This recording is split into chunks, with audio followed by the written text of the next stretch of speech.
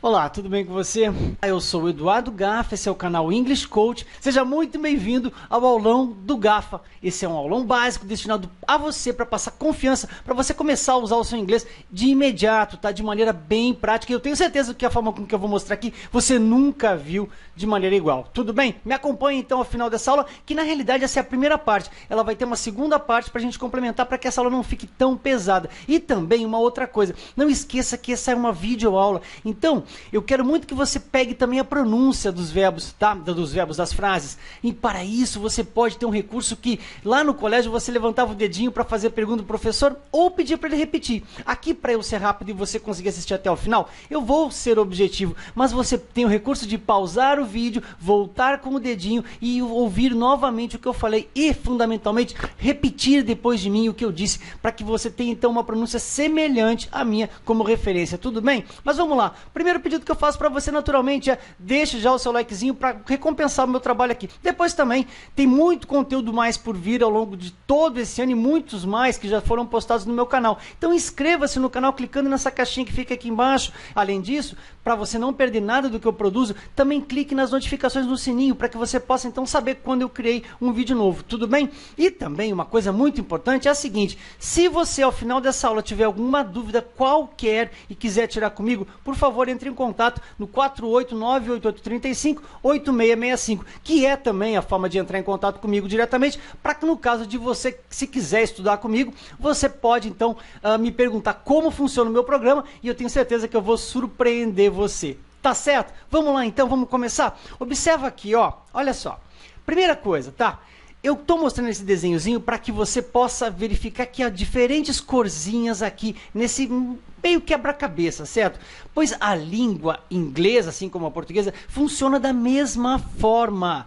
É um joguinho de encaixe, certo? Em que você pode usar as pecinhas em variados lugares, repeti-las milhares de vezes, infinitamente, de acordo com a sua necessidade e vontade. Então, não esqueça nunca disso, que todas as pecinhas que nós vamos mostrar aqui, que vão estar nas mesmas corzinhas, eu quero que você então comece a perceber como esse joguinho de montagem funciona de verdade. E a gente começa falando assim, ó, falando sobre a ordem direta da língua portuguesa, assim como a língua inglesa, que são iguais. A gente sempre começa uma frase em inglês ou em português usando um sujeito, usando um verbo e depois usando um objeto, uma pessoa, depois uma ação, depois alguma coisa, certo? E isso aqui é exemplificado assim, ó. Por exemplo, eu, I, am, sou Eduardo. Tá claro isso? Então isso sempre vai acontecer. Eventualmente no português, às vezes o sujeito é oculto, mas no inglês isso quase nunca vai acontecer. Ou poucas vezes vai acontecer, tá certo? Então pense nisso. Essa é o primeiro ponto, o primeiro passo, que é mostrar a ordem direta do português com o inglês. E outra coisa, verifique nessa aula aqui as semelhanças que o português tem com o inglês. E naturalmente, vou apontar, chamar a atenção para as diferenças, que é efetivamente o que você vai ter que aprender para poder dominar o uso, pelo menos em nível básico, tá certo? Vamos lá adiante? Observa aqui, ó. Eu tenho então, primeiro passo, tá? São os pronomezinhos, são os sujeitos das frases, tá? A gente chama de subject or pronoun. Certo? Eu tenho aqui o I, que sou eu, you, que é você, o he, que é ele, o she, que é ela, e o it, que é ele ou ela para um animal que a gente não sabe o sexo ou para um objeto qualquer, certo? Diferente isso do português, tá? Depois nós temos o we, que somos nós, o you, que é igualzinho ao you lá de cima, mas aqui embaixo nós são vocês, e tem o they, que são eles. I, you, he, she, it, we, you e they. Eu sei que isso você já sabe, mas nós estamos dando passo a passo. E observe as corzinhas, a corzinha que eu separei, então, para falar dos sujeitos ou dos pronomes, tá bom? Isso vai fazer diferença já já, você vai perceber por quê. Depois nós temos os verbos, as ações. Aqui o inglês é uma língua verbal e cabe a gente parar um pouquinho para analisar o que significa isso e como é que se dividem os verbos no inglês de um modo bem genérico. A gente tem os verbos regulares e a gente tem os verbos irregulares no inglês, certo? Mas vamos ver exemplos. Eu tenho, por exemplo, nos regulares, love, like, kiss and study. Amar, gostar, beijar e estudar. E exemplos de irregulares eu tenho make, write, speak e drink. Ou seja, fazer no sentido de produzir, write, escrever, speak, falar e drink, beber. Certo? Quando, afinal de contas, eu sei com que um verbo é regular ou um verbo é irregular? Bom, eu vou saber quando eu tenho que conjugá-los no passado, porque os verbos regulares, todos, vão terminar em ed. Ao passo que os verbos irregulares não vão terminar em ed no passado e vão ter uma forma própria, uma forma específica. Por isso eu tenho love, loved, like, liked, e atenção para a pronúncia, nunca vai se pronunciar ed ou coisa do tipo, ele nunca vai ser enfatizado, tá? Esse sufixozinho ed nunca vai ser enfatizado, por isso love, loved, like, liked, kiss, kissed, study, studied. Se você pronuncia chamando atenção para esse ed, está errado, tá? Não está correto, ok?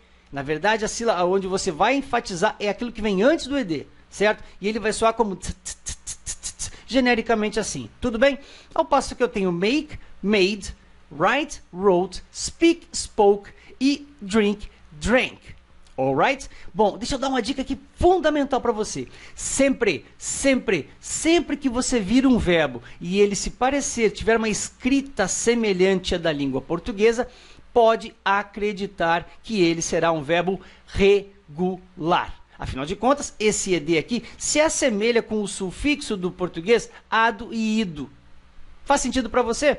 Pois bem, então carregue isso para o resto da sua vida para você minimizar essa sua dúvida aí, tá legal? Seguimos então nas nossas categorias aqui, falando agora dos objetos, objects or nouns, tá? Que são, na verdade, os substantivos. E eu separei a corzinha azul para falar deles. Percebeu que o vermelhinho foram os sujeitos, o verdinho foram os verbos e agora o azulzinho aqui para falar dos objetos, então, dos substantivos, tá? Eu tenho friends, apple, a girl, a girl, English, cakes, letters, Spanish and beer.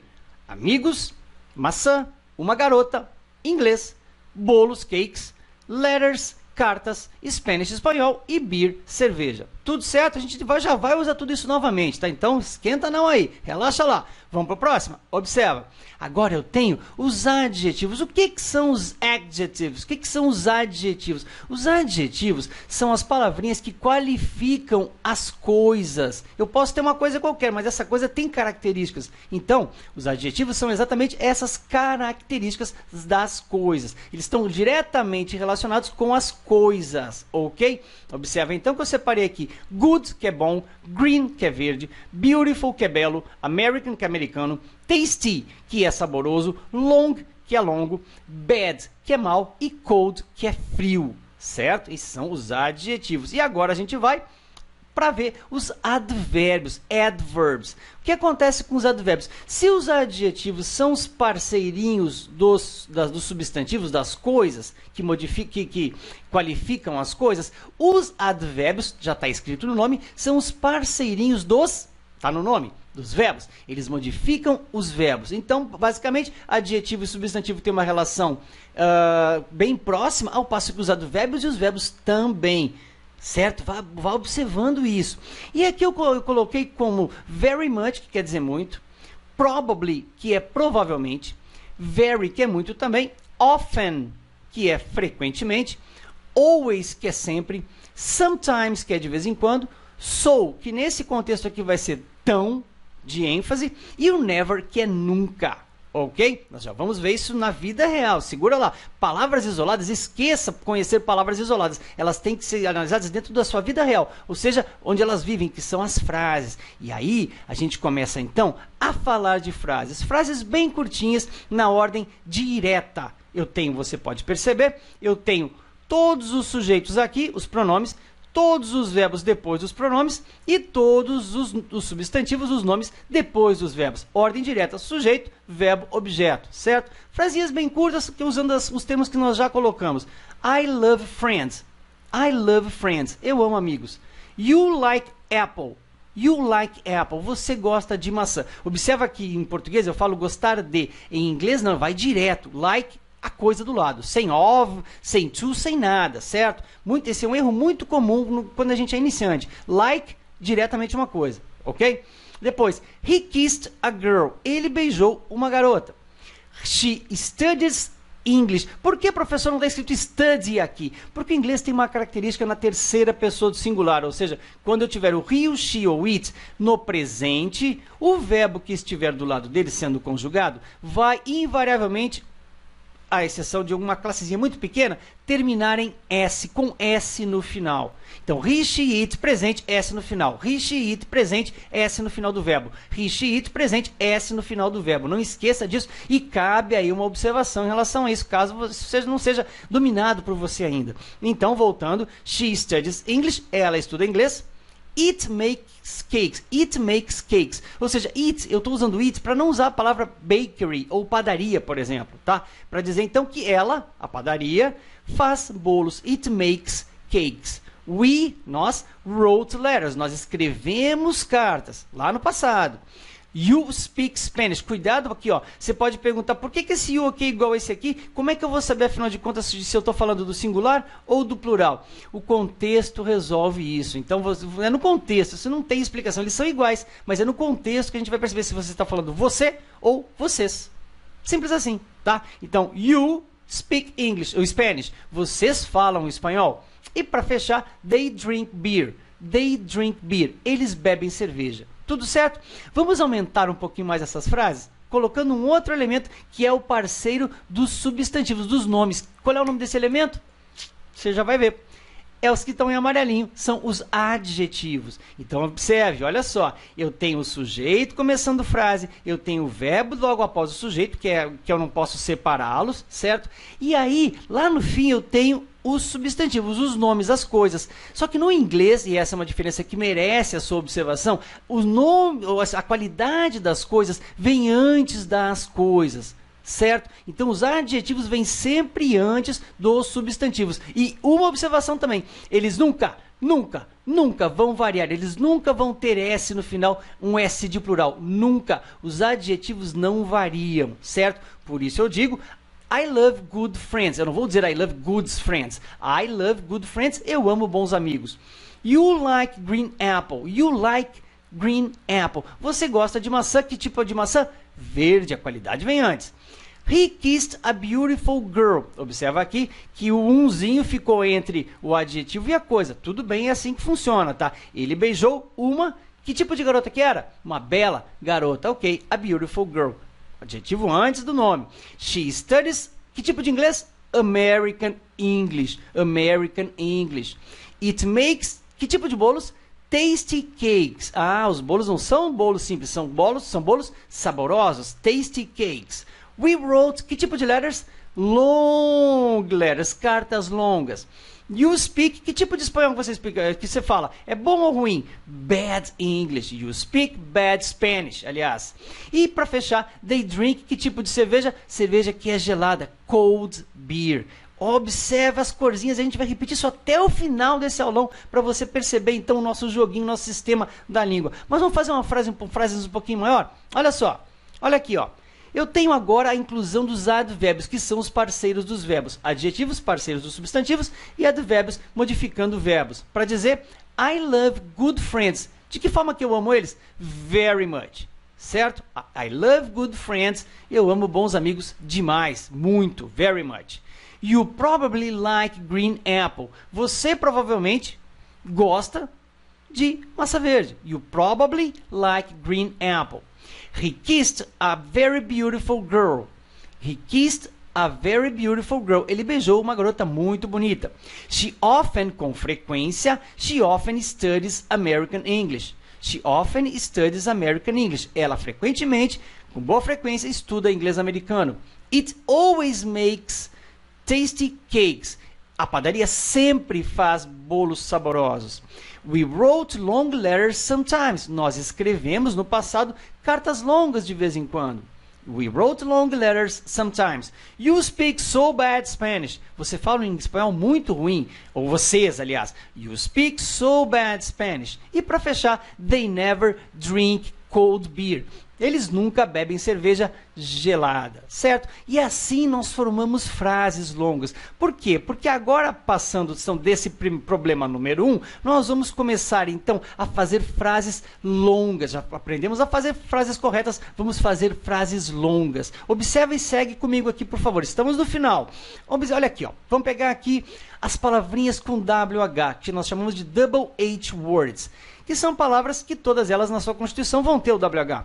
Eu tenho who, atenção à pronúncia, who, que é quem, what, que é o que, when, que é quando, where, que é onde, why, que é porquê, e how, que é como. De novo, who, quem, what, o que, when, quando, where, onde, why, porquê, separado na pergunta, né, para fazer perguntinha, e how, como. Vamos colocar essas palavrinhas, então, nas frases. Em primeiro momento, como palavrinhas de perguntas, double H words for questions.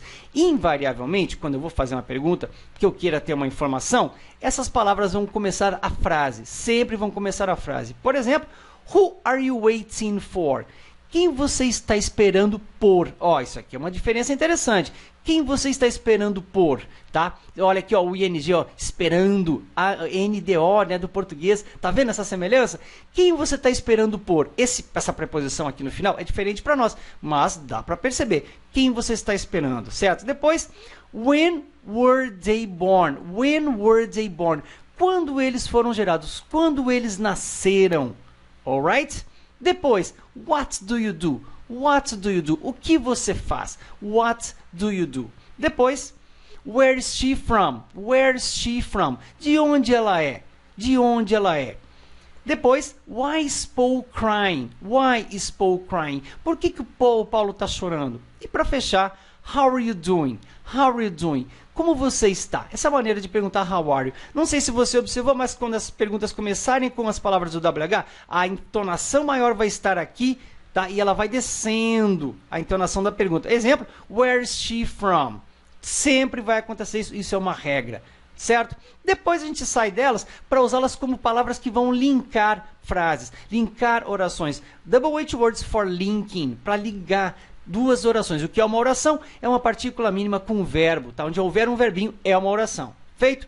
Para isso, então, a gente tem she's a girl who loves flowers. Você está observando que as palavrinhas mantêm as mesmas corzinhas lá do início, né? Então, ela é uma garota que ama flores. Está aqui o verbo is, ela é um verbo. Está aqui o verbo love, novamente, né? Para mostrar que isso aí é uma oração e essa é outra oração, certo? Ela é uma garota que ama flores. Depois, tell me what you want. Tell me what you want. Me diga o que você quer. Depois, I don't know or I do not know when they will come. I do not know when they will come. Eu não sei quando eles virão. Depois, Mark showed me where they live. Mark showed me where they live. O Marcos me mostrou onde eles moram. Depois, I understood why they left so early.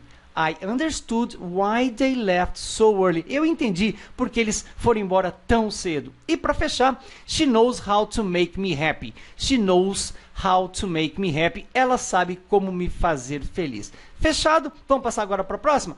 Relative pronouns. Pois é, nós vamos deixar essa aqui para a próxima aula, tá? E eu quero muito que você, se ficou alguma coisa de fora, que você volte, assista essa aula novamente, ou que você pergunte para mim, faça qualquer pergunta para mim por WhatsApp, tá? E ou se você tiver algum comentário a fazer, faça. Isso me ajuda demais a ajudar você e muitas outras pessoas, mesmo que o comentário seja negativo. Tudo bem? Eu sempre amo e respondo a todo mundo que fala comigo. Por favor, deixe seu like, inscreva-se no canal e eu vejo você na próxima aula, ok? Thank you so much for this. God bless you. Bye bye now.